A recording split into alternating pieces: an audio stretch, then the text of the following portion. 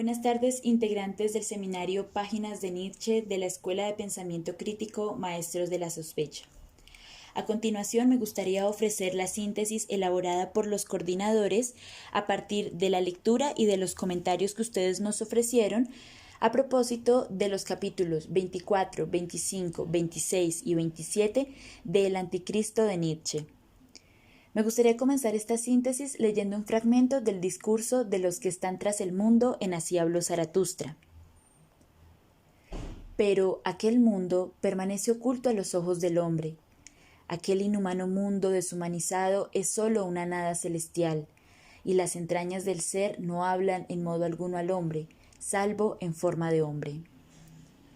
Este fragmento, así como los apartados que trabajamos en esta ocasión, plantean la necesidad de trazar horizontes que ayuden a comprender la polémica de Nietzsche contra el cristianismo, teniendo en cuenta que, como lo afirma Rafael Gutiérrez Girardot, quien además nos recuerda la importancia de volver sobre el aforismo 125 de la Gaya Ciencia, en el fondo, la pregunta que nos propone Nietzsche en El Anticristo es una pregunta que el pensador dirige en un primer momento hacia sí mismo. En estos apartados, Nietzsche somete a la crítica a la religión cristiana y le pregunta, ¿de dónde proviene su sacralidad? ¿Por qué esa sacralidad pretende eximir de la crítica a la religión? Es decir, ¿cuál es la legitimidad histórica de esa sacralidad? A estas preguntas históricas debe responderse volviendo precisamente sobre la historia, volviendo al problema de la génesis del cristianismo. Y para esto el autor plantea dos tesis. La primera, el cristianismo no es un movimiento dirigido contra el instinto judío, sino la consecuencia lógica de ese instinto. Y segundo, el tipo psicológico de Jesucristo continúa siendo reconocible, pero solo en su degeneración completa como redentor de la humanidad.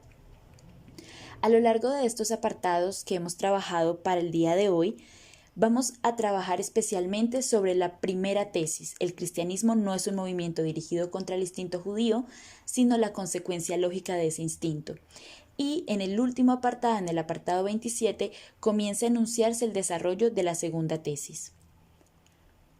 A través de los apartados, el pensador alemán irá desarrollando y desenvolviendo esta primera tesis y será el hilo transversal a lo largo de su argumentación, por lo tanto es importante no perderla de vista. En un primer momento, Nietzsche nos presenta a los judíos como enfrentados al problema de ser o no ser, frente al cual se posicionan con una ratificación del ser a cualquier precio, donde han trazado, dice Nietzsche, sus límites frente a todas las condiciones en que hasta ahora les ha sido posible. Frente a este tema, resulta muy relevante traer una afirmación de Hannah Arendt en una correspondencia con su amiga Mary McCarthy en el 69, quien afirma que subsiste sin embargo la cuestión de la supervivencia que es esencial en los judíos, y que esa supervivencia depende de un factor muy poderoso y es precisamente la pasión por sobrevivir que este pueblo posee desde la antigüedad y que es precisamente lo que le ha permitido sobrevivir. Los judíos en realidad temen la completa asimilación tanto como la exterminación. Los judíos piensan, los imperios, los gobiernos, las naciones van y vienen, el pueblo judío permanece. Hasta ahí lo afirmado por Hannah Arendt. Y continuamos. Sin embargo, el precio pagado por esta supervivencia ha sido muy alto para el pueblo judío. Se trata del planteamiento de un concepto antitético de las condiciones naturales. Dicho en otras palabras, un concepto que convierte esas condiciones en una contradicción respecto a los valores naturales. Es por esto que Nietzsche afirma que los judíos son el pueblo más fatídico de la historia universal. Y sin embargo, es allí donde llama la atención sobre la paradoja de que incluso el cristiano pueda tener sentimientos antijudíos sin concebirse a sí mismo como la última consecuencia judía. Y esto nos permite de nuevo volver sobre esa primera tesis de Nietzsche en el apartado 24. Se llega entonces a lo que Nietzsche denomina la moral del resentimiento, que es la moral judeocristiana. En la genealogía de la moral, Nietzsche dice que la rebelión de los esclavos en la moral comienza cuando el resentimiento mismo se vuelve creador y engendra valores. El resentimiento de aquellos seres a quienes esta verdad, la auténtica reacción, la reacción de la acción, y que se desquitan únicamente con una venganza imaginaria. Mientras que toda moral noble nace de un triunfante sí, dicho a sí mismo, la moral de los esclavos dice no. ya de antemano, a un fuera, a un otro, a un no yo, y ese no es lo que constituye su acción creadora. Este instinto de resentimiento tuvo que inventarse aquí otro mundo, desde el cual aquella afirmación de la vida aparecería como el mal, como lo reprobable en sí, y para la consolidación, protección y permanencia de este otro mundo está la especie sacerdotal, hombres con ansia de poder que se afirman sobre la base de la decadencia de los otros. Volvamos entonces a la pregunta por lo histórico. Nietzsche concibe la historia de Israel como la historia de la desnaturalización de los valores naturales, y para trazar la ruta que nos trae hasta aquí, nos dice que va a situarse sobre 5 hechos. El primero es el hecho donde Yahvé es el Dios de Israel, y ser el Dios de Israel equivale a ser el Dios de la justicia, siguiendo la lógica de todo pueblo que tiene poder y conciencia de su propio poder, y con una aspiración suprema a la visión de un rey que es un buen soldado y un juez severo. Ese sería un primer momento en la historia de Israel. A partir de allí, Nietzsche traza un segundo momento, donde las esperanzas depositadas frente a este Dios quedan incumplidas. Este Dios no puede hacer nada frente a las necesidades de su pueblo o frente a la inclemencia de la naturaleza, pero no se le abandona a ese concepto de Dios, sino que se le cambia, se le desnaturaliza. En El porvenir de una ilusión, Freud plantea que la bondad divina paralizó la divina justicia, que el pecador se rescata con sacrificios o penitencias y queda libre para volver a pecar, y el pecado es entonces indispensable para gozar de todas las bienaventuranzas de la gracia divina, siendo, por tanto, en el fondo, grato a Dios. Se trata así de un Dios sujeto a condiciones, que se convierte en el instrumento perfecto para sacerdotes que tienen ahora la potestad de interpretar todo lo que sucede en el mundo desde la lógica que mejor se adapta a la idea del sostenimiento de su poder. Entonces la aventura se interpreta como premio, la desventura como castigo por la desobediencia, y finalmente se instaura el concepto de pecado. Para Nietzsche, el pecado es la mentira más grande y más eficaz, que termina de establecer que existe un presunto orden moral del mundo. Esto pone de cabeza el concepto natural de causa-efecto e instala una causalidad que es antinatural y que solo puede ser entendida por los sacerdotes y que por tanto debe ser obedecida por todos los demás. Los sacerdotes establecen entonces la culpa como base de los nuevos ideales de la humanidad, caracterizados por la humildad, por el pecado, por el crimen, por el dolor, el sufrimiento, la ausencia de todo goce, en contraposición con los valores de la moral de los amos, que sería la moral caracterizada por la afirmación de la vida. El Dios de la justicia, de ese primer momento, se ha transformado en un Dios que exige, y la moral ya no es una expresión del crecimiento de un pueblo, sino algo abstracto convertido en antítesis de la vida. En un tercer momento, Nietzsche dice que ya con el concepto de Dios y de la moral falseados, los sacerdotes logran falsear además toda realidad histórica, logrando que esta mentira del orden moral del mundo se introduzca en el desarrollo de la filosofía moderna, partiendo de la cristianización de la filosofía platónica. El sacerdote abusa del nombre de Dios.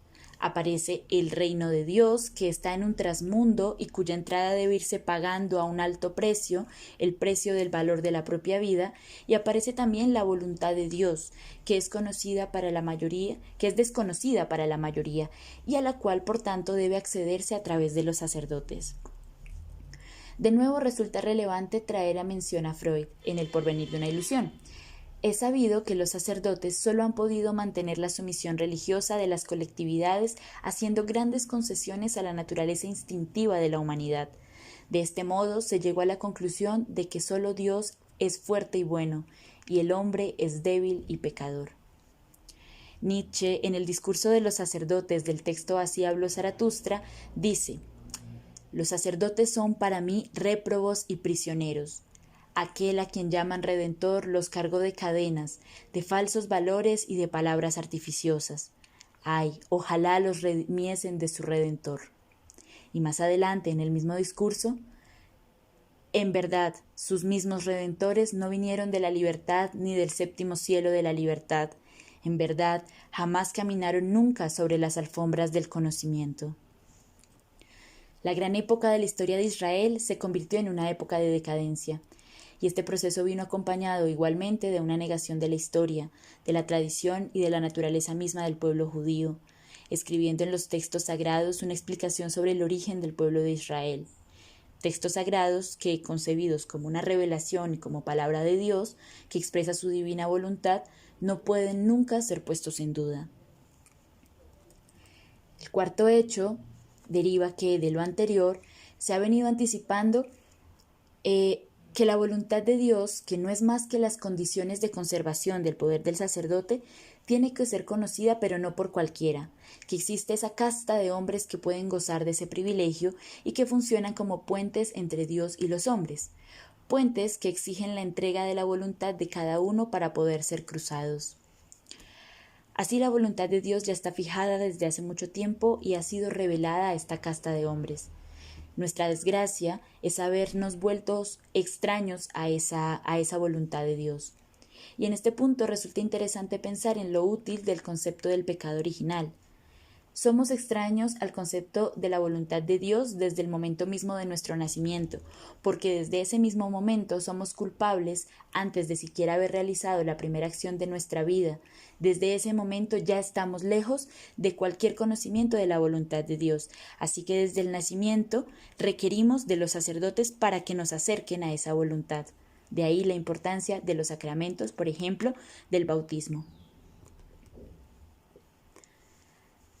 Así la voluntad de Dios ya estaba fijada y por esto los pecados se vuelven indispensables en toda sociedad organizada de manera sacerdotal. Dios perdona solamente a quien hace penitencia, es decir, a quien se somete al sacerdote.